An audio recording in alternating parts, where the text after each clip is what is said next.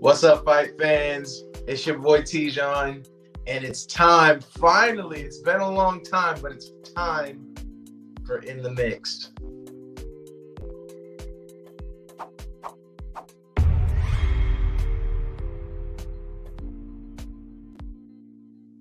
Man, I missed you guys. This has been a while. I know it's only been like a week or two, but yeah, man, no MMA sucks. Oh my God, it's like an itch that can't be scratched until I see another event. You know what I mean? But WrestleMania was overtaking everything, and wisely enough, a lot of promoters pushed back their stuff because ratings matter. So it's cool. I'll forgive them for this, and they made it up with a pretty good card. Really nice pay-per-view. $75 though. Jesus Christ. So hopefully you went to your local Hooters or something to catch this. But Volkonovsky versus the Korean Zombie and Jermaine Sterling versus Young 2. It was supposed to be really good, and it was for the most part. Got a few complaints, but it was overall a really good event. So let's get right into it with your early prelims first. So, first up, you had Julio Rc versus Daniel Santos. Now, Santos was really the pace pusher. Like, he was on Julio's ass for like the entire fight. He was just trying everything in his power to like knock him out. He was just like swinging for the fences. Julio was a lot more calm, collected, and was picking his punches damn near perfectly and was doing serious damage. I mean, he had Santos leaking for like the entire fight, just had it bleeding. So it did go all the way. It went to the judges, and the judges scored it in favor of Julio Rc. It was a well-deserved win, in my opinion. I have no complaints about that. Volume is great and all, but if the other person is scoring more and is hitting you more effectively, then hey, you give it to that fighter, because he had Santos rocked and wobbly a lot of them times. So yeah, technique wins. Next up though, you have Pierrot Rodriguez versus K Hanson. So a lot of factors went into this one, and it wasn't a bad fight at all. K had an amazing first round, and Pierrot just really made her play her game for the rest of the fight. That's really all that happened. K came out swinging, and then Pierre kind of took over from there. And the judges ended up giving it to Pierre. It did go to decision, and Pierre won. And I think there were several factors in that. One being that K missed weight. And there was a big, I think this was the fight where there was an eye poke. I can't remember. But I think that the biggest thing was definitely the missing weight. You cannot miss weight if you are a professional fighter.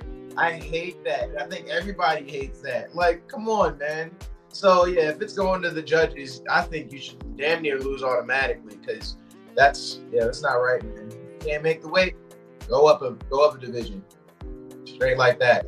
But next up, we got Alexei Oleinik versus Jared Vanderaa. Now, don't let Alexei's age fool you. This guy is a submission specialist, and that was on full display yesterday. So Vanderaa was doing a whole lot to put Alexei away. I'll be completely honest. He was displaying massive power, hitting him with some heavy hits, and he had his own triangle attempt on Oleinik. I was really surprised to see how strong he was coming in at Oleinik, but Oleinik survived it, put him in the scarf hold, and damn near put him to sleep. But I think he was like vomiting afterwards. So yeah, it was a nice choke. I haven't seen this. Like, I haven't seen it done in the octagon. I'll say that. But props to Vanderaa. He put up a really good fight, and nice painted nails too, dude. I like the all black nails. Gotta say, super dope. But next up, Mickey Gall versus Mike Malott.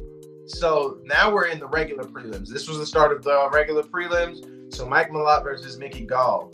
So Mike debuted with this nice left hook. You see, he eats his own left hook from Mickey, but Mike hit him harder right on the button, and it was just a super fast knockout. So very, very nice win. Great way to debut Mike Malott. And actually, I wanted to take this time, go to his Instagram, guys. I will put the Instagram link in the bio when this is done.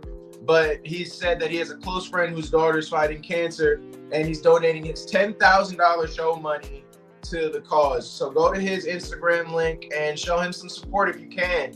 And yeah, just like he said, man, fuck cancer. We've all had, most of us have all had, close family members or friends who dealt with it. So yeah, help out if you can. But yeah, great win still, Mike Malott. Awesome. Next up, we have Aspen Ladd versus Raquel Pennington. This was the eye poke fight. So this one really went the distance. Like, it was a very, very close fight. Aspen would be controlling for most of the fight, and then Raquel would rally with some huge bursts that was just absolutely rocking Aspen. That was really the tail of the fight. And Raquel got the decision to the dismay of Aspen Ladd, and that was the only thing that I could think of was there was a bad eye poke, and it was completely accidental, but it literally hit Raquel square in the eyes. It was bad, but so for something to be so close, I think that was the biggest thing, or the biggest takeaway, was the fact that that eye poke probably took a little points away in the judges' eyes. Maybe, I don't know. Not trying to take away from Raquel though. She took this fight on 9-day notice. Super impressive, and she broke her hand after blocking a kick, I think, in the first round. So yeah, dude, Raquel Pennington is a dog.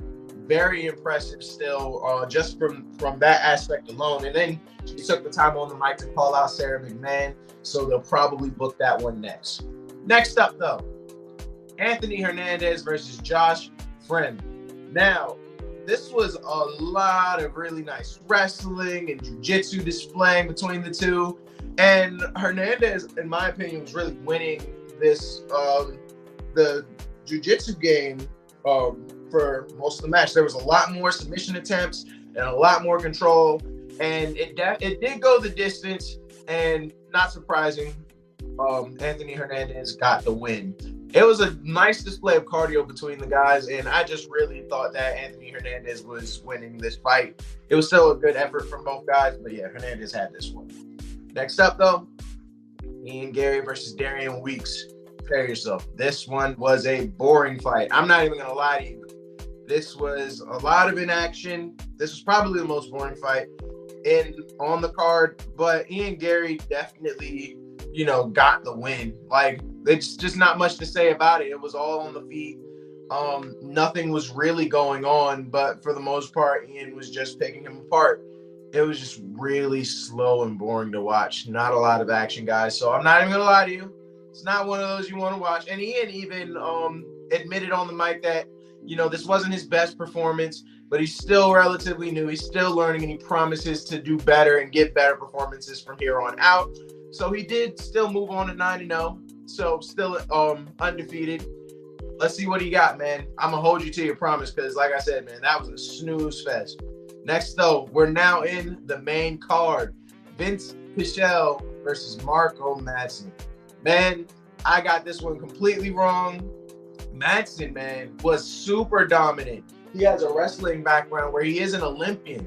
I did not know that. And he used all of that to take out Vince Pichelle on the ground, just dominating him from the ground. And, Vince could not get anything going on the feet.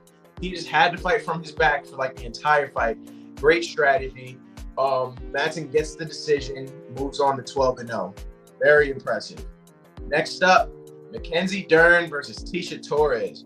So this one was another one I was surprised by. Honestly, Mackenzie Dern did great on her feet. She was kind of forced to stay on her feet for a good amount of this fight. She did get a good amount of submission attempts in, but Tisha Torres just muscled through. It was super tough.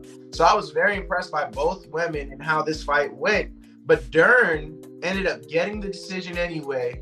Super impressive. You can see how excited she was. So, I can't be mad at that. I thought it could go either way, but yeah, Dern earned that win. So next up, man, what could not be said about this fight? Hamza Shamaya versus Gilbert Burns. This was a banger. Easily the fight of the night. Possibly the fight of the year. I don't know what will top it. This was awesome, bro. This is a fight that everyone needs to see. And anybody who disrespected Gilbert Burns with those ridiculous odds, those betting odds that were against him, needs to apologize to him right now, because you guys are so disrespectful. And I said that on the All Real Crew. This guy gave Hamza Shamaya the biggest fight of his life. Like, Hamza was getting his ass whooped sometimes. Like, you gotta give Gilbert Burns credit. Yes, it went all the way, and Hamza Shamaya ended up getting the victory. But I personally, for the very first time, really thought that this was going to be a draw, and I was okay with that. I would have rathered it be a draw. I want to see them run it back. This was the fight of the night, and I don't see a fight that's going to top this right now for fight of the year. It was that good, guys. Go back and watch it. Props to Shamaya, though. He has to move up to at least the top 5 after this. Skyrocket him. He is, the hype around him is real. But the only problem with that is I don't know if he's going to, I don't think that he'll beat Kamaru. Not after that performance. And I doubt that he'll beat Colby, but it'll still be fun to watch him fight Colby. So let's see what happens. The hype train is real. He just got to get his cardio up. But overall, great fight. Next up, though, Aljamain Sterling versus Peter Yan. This is the second time that they fought. I mean, it was cool. This was the second boringest fight of the night. Aljamain just played the smarter game, if I'm being completely honest. Aljamain played the game that he was supposed to. Peter Yan came in to scrap. It was clear from the jump. But Aljamain did not want that smoke. That's not what he came to do. He came to win. He came to play his game, and he absolutely exposed Peter Yan on the ground. Peter Yan had no answers for Aljamain on the ground. So he just won by points, and Aljamain took that victory. Say what you want. Yes, it may have been boring. It may not have been the best strategy for us all to watch. It was not an entertaining fight, but a win is a win, and Aljo earned that win. Can't be mad at that. Solid strategy. Will it work in the future? I doubt it. But, it got him all the way to the top to begin with. It's solid. Don't hate him for that. Hate him for what happened in the last fight. I don't hate him for what happened in this fight. That's his strategy. Maybe boring, but it works. So, hey, props to Aljamain. You proved me wrong, and you proved everybody else wrong. So, I tip my hat to you, my boy.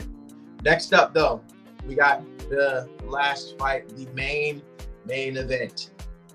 Alexander Volkonovsky versus the Korean Zombie, a.k.a. Chang Sung-jung. So, man, I thought that this was going to be a closer fight, and boy, was I wrong. Volkonovsky beat his ass for 4 whole rounds before Herb Dean finally stepped in. It was a super dominant, solid TKO win for the champ. I mean, props to Korean Zombie. He does not go down. He has one of the most solid chins on the freaking planet, bro. I don't know how he didn't go down. But Herb Dean has seen enough damage, had to stop it. I mean, Volkanovski was in complete control of this fight, so I'm not mad at the stoppage. But please, MMA gods, I beg of you, please just let Max Holloway fight Alexander Volkanovski next. No more injuries, no more problems. Let Max finally get what's rightfully his and beat Alexander Volkanovski. That's all I want. So I'm sending those prayers up to the universe, and I'm hoping that fight happens before the end of the year. I need to see it. So, that's everything that happened, though, guys. So let's get right into the ratings. So we have 5 for Fight Forever, 4 for This Is Awesome, 3, You Still Got It, 2, What, and 1, Boring. Don't watch. It's garbage, man. You might as well watch me or some of my colleagues do it better. I would give this, I struggle. I would say it's a 4. No, a 3. We'll stay in the 3. Maybe 3.5, but I don't like decimals. So I'm going to say a 3. And there were a few boring things that happened. Gotta say, The main event with Aljamain and Pierrot was garbage. Yeah, like, wasn't that good, but that's not really the fighter's fault. That's more our fault for hyping it so much.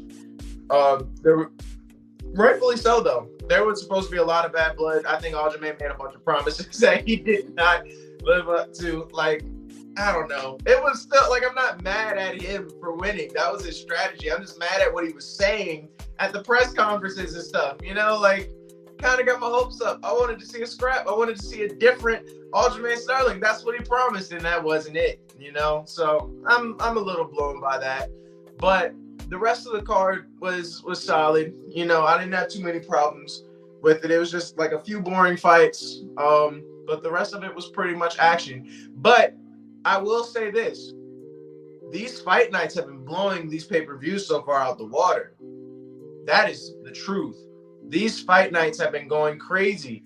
And the last fight night that I saw was better than this pay-per-view, and I didn't have to pay $75 for it. 3 stars. That's really why it gets 3 stars for me. So, yeah, that's the honest to God truth. But that's all I got for you guys this time. So, you know, as I always say, like, comment, and subscribe to Take It to the Ring. If you guys have any comments to give about, your favorite matches, what you guys think are going to be the next steps, what fights you want to see after what you guys saw, argue with me. Tell me what your favorite fight was. Do you think that Hamza Shamaya is worth the hype? Because I kind of do, but I also don't. So let me know what you think. Let me know what you think about the Pierrot and Aljamain Sterling fight. Let me know what you think about the prelims, because sometimes them prelims are better than the main card. Wasn't really the case this time, but it happens. So, like I said, guys, let me know in the comments. Talk to me. Follow us on our social medias, Instagram, Twitter. We're on all that. So, talk to us, interact with us. We got plenty more to give, and check out some sweet, sweet merch that we have also down in the description. So, yeah, man. Until next time, it's your boy Tijon. I'll see you guys next week. Keep it real.